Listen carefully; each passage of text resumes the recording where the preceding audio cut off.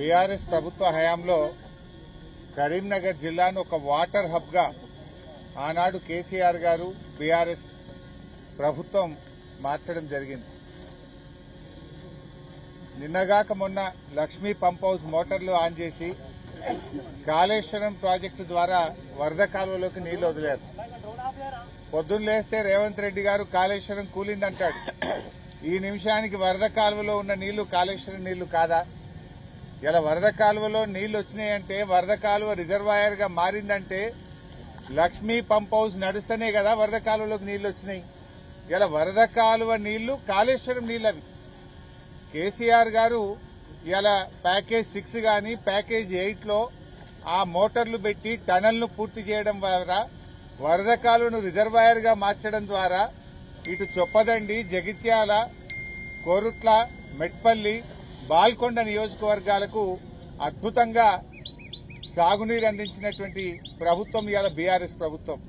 కాళేశ్వరం నీళ్లు వాడుతూ, కాళేశ్వరం మోటార్లు వాడుతూ, కాళేశ్వరం ద్వారా పంటలు పండుతుంటే రేవంత్ రెడ్డి కాళేశ్వరం లేనే లేదు అయినా పంటలు పండుతున్నాయని ఒక చిల్లర మాటలు ముఖ్యమంత్రిగా మాట్లాడుతూ ఉన్నాడు.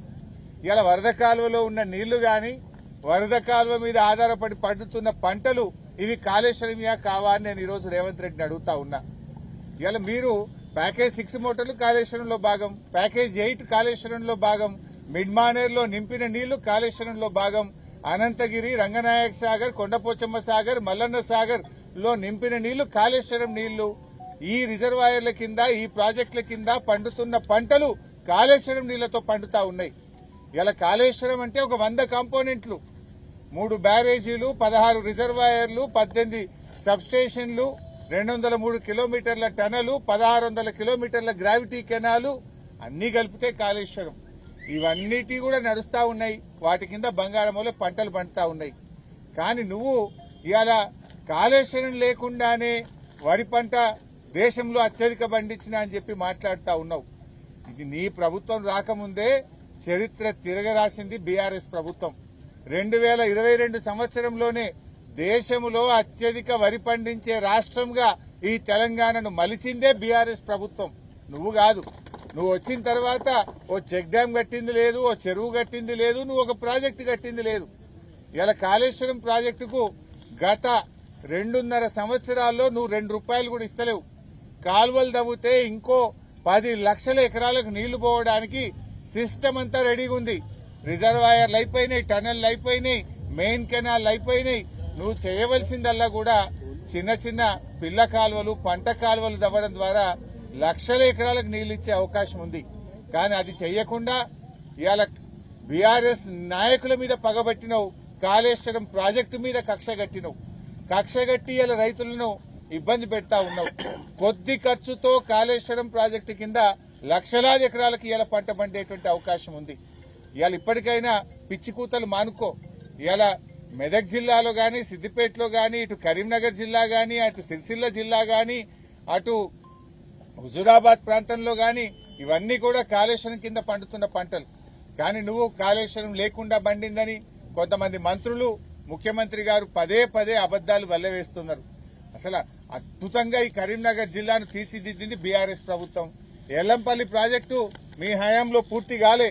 ఎల్లంపల్లి ప్రాజెక్టుకు 2052 కోట్లు బీఆర్ఎస్ ప్రభుత్వం ఖర్చు పెట్టి ఎల్లంపల్లి ప్రాజెక్టును పూర్తి చేసినాం. మీరొచ్చినాడు, మేమొచ్చినాడు, కనీసం ఎల్లంపల్లిలో పూర్తి నీళ్లు నింపలే. రాయపట్నం బ్రిడ్జి మేం కట్టినాం, 12,000 ఇండ్లు మేం కట్టినాం. భూసేకరణ మేం పూర్తి చేసి 20 టీఎంసీలను ఎల్లంపల్లి ప్రాజెక్టులో 2016లో బీఆర్ఎస్ ప్రభుత్వం చేసింది. ఒక్క ఎల్లంపల్లి మీదనే 2052 కోట్లు ఖర్చు పెట్టి ఎల్లంపల్లి ప్రాజెక్టును పూర్తి చేసింది బీఆర్ఎస్ ప్రభుత్వం. అదేవిధంగా మిడ్మానేర్ ప్రాజెక్టు మీ హయాంలో కేవలం చారణ పని మాత్రమే జరిగింది. మిడ్మానేర్ ప్రాజెక్టు 1586 కోట్లు ఖర్చు పెట్టి ఇవాళ మిడ్మానేర్ ను పూర్తి చేసి కాళేశ్వరం జలాలతో నింపింది బీఆర్ఎస్ ప్రభుత్వం. మిడ్మానేర్ లో 90% కాంక్రీట్ బీఆర్ఎస్ ప్రభుత్వం చేసింది. 100% గేట్లు మేం పూర్తి చేశాం. ఎర్త్ వర్క్ 90% బీఆర్ఎస్ ప్రభుత్వం చేసింది. మీరు కేవలం 20-25 పైసలు పనిచేసిపోతే ఇవాళ మిడ్మానేర్ ను కరీంనగర్ జిల్లాలో పూర్తి చేసింది బీఆర్ఎస్. మిడ్ మానేరు మీద 1586 కోట్లు ఖర్చు పెట్టాం. ఎల్లంపల్లి మీద 2052 కోట్లు ఖర్చు పెట్టాం. ఇప్పుడు మనం చూస్తున్నటువంటి వరద కాలువ దీన్ని ఎస్ఆర్ఎస్పీ పునర్జీవన పథకం కింద 2000 కోట్ల రూపాయలతో జీవనదిగా కేసీఆర్ గారు మార్చారు. ఈ వరద కాలువ కింద ఉండే రైతులకు కనీసం మక్కలేసుకుందామంటే కూడా నీళ్లుండేటివి కావు, బోర్లు కూడా పడేటువంటి పరిస్థితి ఉండేది కాదు. ఈ వరద కాలువను ఒక రిజర్వాయర్ గా మార్చి వరద కాలువలో 365 రోజులు నీళ్లుండే విధంగా చేసింది బీఆర్ఎస్ ప్రభుత్వం. ఇవాళ మా సుంకె రవిశంకర్ గారు ధర్నా చేస్తేనో, మా కమలాకరణ గొంతు విప్పుతనో మీరు మోటార్లు కాళేశ్వరం మోటార్లు ఆన్ చేసి వరద కాలువలో నీళ్లు నింపుతున్నారు. వరద కాలువకు తూములు పెట్టించింది బీఆర్ఎస్ ప్రభుత్వం. వరద కాలువ కింద 2 వైపులా మోటార్లు వేసుకుని తూముల కింద వేలాది ఎకరాల్లో పంట పండుతుందంటే అది బీఆర్ఎస్ ప్రభుత్వం చేసిన కృషి, అది కాళేశ్వరం నీళ్లు అని చెప్పి గుర్తు చేస్తా ఉన్నాం. వరద కాలువకు ఇవాళ ఒక జీవనదిగా మార్చింది కేసీఆర్ గారు. అంటే ఇటు ఎస్ఆర్ఎస్పీ పునర్జీవన పథకం మీద 2000 కోట్లు, ఎల్లంపల్లి ప్రాజెక్టు మీద 2052 కోట్లు, మిడ్మానేర్లో 1586 కోట్లు ఖర్చు పెట్టినాం. వరద కాలువ నుంచి ఎస్ఆర్ఎస్పీకి కూడా లింక్ ఇచ్చి అటు పెద్దపల్లి, మంథెని, చొప్పదండి, ధర్మపురి నియోజకవర్గాలకు కూడా నీళ్లకు ఇబ్బంది లేకుండా, టేలెండ్ కాలువలకు ఇబ్బంది లేకుండా కాళేశ్వరం జలాలతో వరద కాలువతో లింక్ చేసింది కూడా ఇవాళ బీఆర్ఎస్ ప్రభుత్వం. ఇటు సిరిసిల్ల వేములవాడ ప్రాంతంలో మలక్పేట రిజర్వాయర్ ను పూర్తి చేసి ఇవాళ నీళ్లు అందించింది కూడా బీఆర్ఎస్ ప్రభుత్వం. రోళ్లవాగును చేసింది బీఆర్ఎస్ ప్రభుత్వం. అదేవిధంగా సదర్మాట్ ప్రాజెక్టును పూర్తి చేసి ఇటు మెట్పల్లికి నీళ్లు వచ్చే విధంగా కూడా ఆ రోజు సదర్మాట్ ను కట్టింది కూడా బీఆర్ఎస్ ప్రభుత్వం. హుస్నాబాద్ లో గౌరవెల్లి ప్రాజెక్టు 96% ప్రాజెక్టును గౌరవెల్లిని బీఆర్ఎస్ఏ పూర్తి చేసింది. 2.5 ఏళ్లైనా గౌరవెల్లి ప్రాజెక్టు ఆ మిగిలిన 4% పనులు కూడా ఈ కాంగ్రెస్ ప్రభుత్వం చేయడం లేదు. కరీంనగర్ జిల్లాలో అటు మరి కరువు ప్రాంతంగా ఎంతో మంది రైతులు ఆత్మహత్యలు చేసుకునే ప్రాంతంగా ఉన్న గౌరవెల్లికి నీళ్లు ఇచ్చింది కూడా గౌరవెల్లి మోటార్లు ఆన్ చేసి గౌరవెల్లి రిజర్వాయర్ ను పూర్తి చేసి రిజర్వాయర్ లో నీళ్లు పోయించినాం. మీరు కాలువలు పూర్తి చేసి నీళ్లు ఇచ్చే తెలివిలేదు. ఇవాళ హుస్నాబాద్ కు నీళ్లు తీసుకుపోయింది బీఆర్ఎస్. మానకొండూరులో మిడ్ మానేర్ కింద తోటపల్లి రిజర్వాయర్ కింద కాళేశ్వరం జలాలను మానకొండూరుకు అందించింది బీఆర్ఎస్ ప్రభుత్వం. ఇటు కరీంనగర్ కు, అటు చొప్పదండికి, ఇటు మెట్పల్లికి, జగిత్యాలకు, సిరిసిల్లకు, వేములవాడకు ప్రతి నియోజకవర్గానికి ఈ జిల్లాలో సాగునీరు అందించిన నాయకుడు కేసీఆర్ గారు, బీఆర్ఎస్ ప్రభుత్వం. మీ 2.5 ఏళ్లలో ఏ ఒక్క ప్రాజెక్ట్ అన్నా ముందుకు పోతుందా? మేము 70-80% పూర్తి చేశాం. ఆ చిన్న చిన్న కాలువలు తవ్వే పనులు కూడా చేయలేకపోతా ఉన్నారు. ఇవాళ గౌరవెల్లి 96% పూర్తయింది. 4% కూడా చేసే తెలివి లేదా? 2.5 ఏళ్లుగా ముఖ్యమంత్రి గారు మాటలు చెప్పుడు తప్ప ఏ ఒక్క ప్రాజెక్టును కూడా పూర్తి చేసిన పాపాన పోలే. ఇంకా బాధ కలిగే అంశం ఏంటంటే కనీసం కాలువలలో మట్టి తీస్తలేరు, తుంగ కూడా సాఫ్ చేస్తలేరు. మెయింటెనెన్స్ లేక పంటలు ఎండిపోతున్నాయి ఈ జిల్లాలో. ఈరోజు కాలువల్లో మెయింటెనెన్స్ లేక రైతులకు టేలెండ్ ఆయకట్టుకు నీళ్లు రాక పంటలు ఎండిపోతున్న పరిస్థితి ఉన్నది. ఎరువులిచ్చే తెలివి లేదు, రైతు బంధు ఎగబెట్టినవు, ఉన్న సిస్టమ్ ను ఉన్న ప్రాజెక్టులలో నీళ్లు బారిచ్చే తెలివి కూడా లేని ఈ ప్రభుత్వం ఈరోజు రేవంత్ రెడ్డి ప్రభుత్వం. అందువల్లనే ఇలా రైతులకు చాలా ఇబ్బందులు కలుగుతా ఉన్నాయి. ఇలా ఈ ప్రాజెక్టు చూస్తే నిండు నీళ్లతో ఉన్నది. ఈ నీళ్లు ప్యాకేజ్ 8 లో కాళేశ్వరం మోటార్లు గత వారం రోజులు నడిస్తేనే కదా, కాళేశ్వరం మోటార్లతోనే కదా ఇందులోకి నీళ్లు వచ్చినాయి. కాళేశ్వరం పోయిందనే చిల్లర మాటలు మాట్లాడుతున్నావు. మేడిగడ్డ పిల్లర్లు రిపేర్ చేసే తెలివి లేక మేడిగడ్డని అడ్డం పెట్టుకుని ఇన్ని రోజులు రాజకీయం చేస్తా ఉన్నావు. ఇవాళ మరి మిడ్మానేర్ ద్వారా వచ్చే నడిచే మోటార్లు కాళేశ్వరం మోటార్లే, ఎల్లంపల్లి నుంచి నడిచే మోటార్లు కాళేశ్వరం మోటార్లే. వీటన్నిటినీ కాదని ఏమైనా గాల్లో తెచ్చినావా, ఆకాశంలో తెచ్చినావా? నీళ్లు ఎల్లంపల్లి నుంచి ఇలా మిడ్మానేర్కో మల్లన్న సాగర్కు పోతున్నాయంటే కాళేశ్వరం ద్వారా, మిడ్మానేర్ నుంచి ఈ రోజు రంగనాయక్ సాగర్ కో కొండపోచమ్మ సాగర్ పోతున్నాయంటే కాళేశ్వరం ద్వారా, 25 టీఎంసీలతో మల్లన్న సాగర్ కలకలలాడుతుందంటే కాళేశ్వరం ప్రాజెక్టు ద్వారా. నువ్వు కాళేశ్వరం నిండా నీళ్లు మల్లన్న సాగర్లు ఉన్నాయి కనుకనే హైదరాబాద్ మూసీకి 20 టీఎంసీలు తీసుకుపోతాను మొన్న 8,000 కోట్లతో టెండర్లు పిలిచినావు. మరి కాళేశ్వరం కూలేపోతే మల్లన్న సాగర్ నుంచి 20 టీఎంసీలు హైదరాబాద్ ఎట్లా తీసుకుపోతావు? మల్లన్న సాగర్ కాళేశ్వరంలో అంతర్భాగం కాదా? మల్లన్న సాగర్ లో ఉన్న నీళ్లు కాళేశ్వరం మోటార్ల ద్వారా వచ్చినాయి కావా? మల్లన్న సాగర్ లో నీళ్లు ఉన్నది నిజం. కాళేశ్వరం బంగారంగా లక్షలాది ఎకరాల్లో కాళేశ్వరం ఆయకట్టు కింద పంటలు పండుతున్నది నిజం. కాళేశ్వరం ప్రాజెక్టు కింద 1 కోటి మంది ప్రజలకు మంచినీళ్లు తాగుతున్నది నిజం. ఈ రోజు కూడా కాళేశ్వరంలో అంతర్భాగంగా ఉన్న వివిధ రిజర్వాయర్ల నుంచి 1 కోటి మంది ప్రజలకు త్రాగునీరు అందుతున్నది. లక్షలాది ఎకరాల్లో యాసంగి పంట కాళేశ్వరం నీళ్లతో పండుతా ఉన్నది. కాళేశ్వరం నీళ్లతో హైదరాబాద్ మూసీని శుద్ది చేయడానికి 8,000 కోట్లతో ఈ ప్రభుత్వం పనులు చేస్తున్నది నిజం. ఎందుకు ఈ చిల్లర వాగుడు? ఎన్నికల ముందు కూలిందని నోరు పెద్దగా చేసుకొని మాట్లాడే తప్ప నువ్వు చెప్పే దాంట్లో నిజం లేదు. అందుకే ఈ వరద కాలువ ఒడ్డున నిలబడి కాళేశ్వరం నీళ్లను చూపిస్తూ నిజాలు రాష్ట్ర ప్రజలకు తెలవాలని చెప్పి ఇక్కడ మేము మాట్లాడుతా ఉన్నాం. నిన్నటిదాకా నడిచిన మోటార్లు కాళేశ్వరం మోటార్లు, వరద కాలువలో ఉన్న నీళ్లు కాళేశ్వరం నీళ్లు, కాళేశ్వరం ద్వారా పంటలు పండుతున్నది నిజం, ప్రజలు నీళ్లు తాగుతున్నది నిజం. నీది చిల్లర వాగుడు అనేది కూడా అంతే నిజం. ఇప్పటికైనా చిల్లర వాగుడు చిల్లర మాటలు బంద్ చేయి. ఆ మేడిగడ్డ పిల్లర్లు మరమ్మతు చేయి. కాళేశ్వరంలో టేలెండ్ ఆయకట్టుకు నీళ్లు పోవడానికి ల్యాండ్ ఎక్విజేషన్ కు నిధులు విడుదల చేసి మరో 12 లక్షల ఎకరాలకు నీళ్లు ఇచ్చే అవకాశం ఉంది. దాన్ని ముందుకు తీసుకుపో. ఇలా కాళేశ్వరం ద్వారా కొత్త ఆయకట్టు స్థిరీకరణ కలిపి 20 లక్షల ఎకరాలకు బీఆర్ఎస్ ప్రభుత్వం నీళ్లు ఇచ్చింది. ఈ కరీంనగర్ ఉమ్మడి జిల్లాలో ప్రతి నియోజకవర్గానికి చెక్ డ్యాంల రూపంలో, చెరువుల రూపంలో, ప్రాజెక్టుల రూపంలో నీళ్లు అందించడానికి కృషి చేసింది బీఆర్ఎస్ ప్రభుత్వం.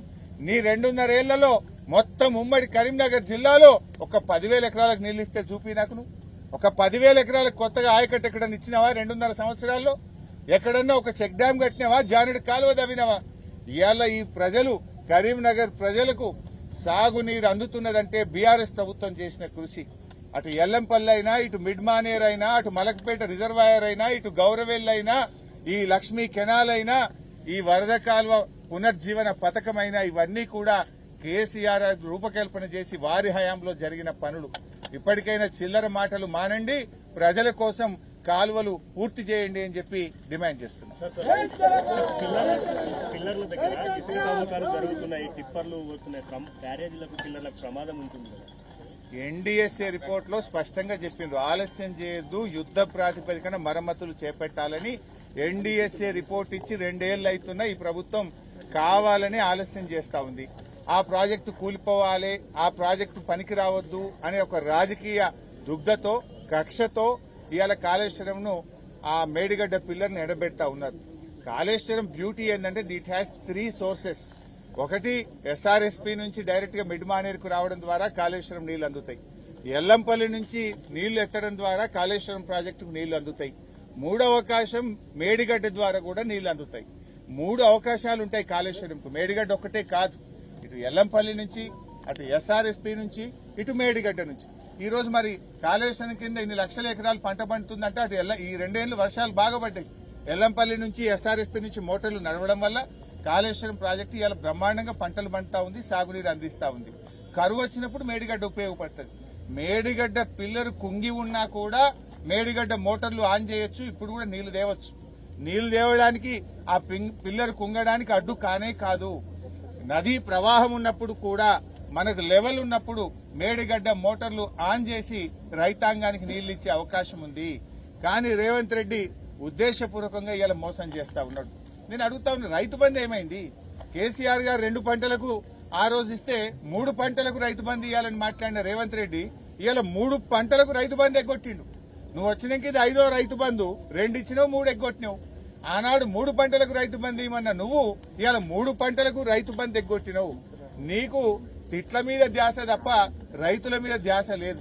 నీకు ఎంతసేపు బూతుల మీద ఉన్న ప్రేమ, రైతుల మీద నీకు ప్రేమ లేదు. ఎంతసేపు బూతులేని, బూతులు కాదు, బూతులు కడుపు నింపై రైతులకు యూరియా ఇచ్చే తెలివి లేదు. పోయిన యాసంగి బోనస్ ఎగ్గొట్టినావు, ఈ యాసంగికి రైతు బంధు ఎగ్గొట్టినావు. వడగళ్ల వానకు, తుఫానుకు నష్టపోయిన రైతులకు ఇవాళకి ₹1 సాయం చేయకుండా రైతు వ్యతిరేకిగా రేవంత్ రెడ్డి మాట్లాడి ఇంకేందో 99 రోజుల ప్రణాళిక అని పెట్టిండు.